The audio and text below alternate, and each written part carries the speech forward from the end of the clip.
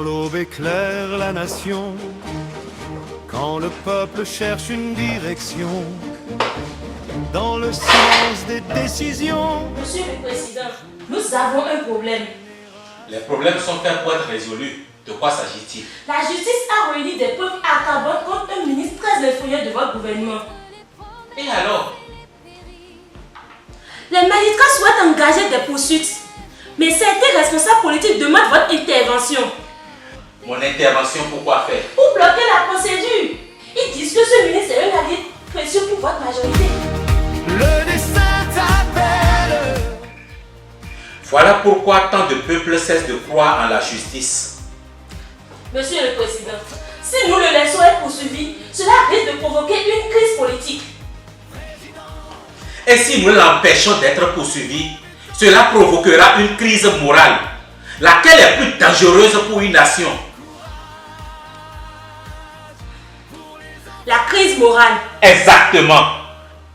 Lorsque les citoyens commencent à croire qu'il existe une justice pour les puissants et une autre pour les pauvres, la République est déjà malade.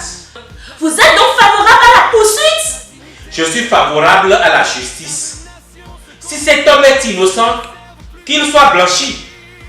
S'il est coupable, qu'il soit condamné. Mais que personne ne soit protégé par son titre, son argent ou sa proximité avec le pouvoir. Même s'il est votre ami? Le jour où mes amitiés deviendront plus importantes que les lois de la République, je ne mériterai plus cette fonction. Certains vous accuseront de sacrifier vos propres alliés. Non. Je protège quelque chose de plus précieux qu'une alliance politique. Je protège la confiance du peuple. Alors, la justice poursuivra son travail sans intervention. Oui, dans ce pays, les tribunaux n'ont pas d'ordre à recevoir du palais présidentiel. Je comprends. Non seulement la justice sera rendue, mais elle doit être vue. Car lorsque les citoyens vont voir les puissants répondre de leurs actes, ils recommenceront par croire en la République.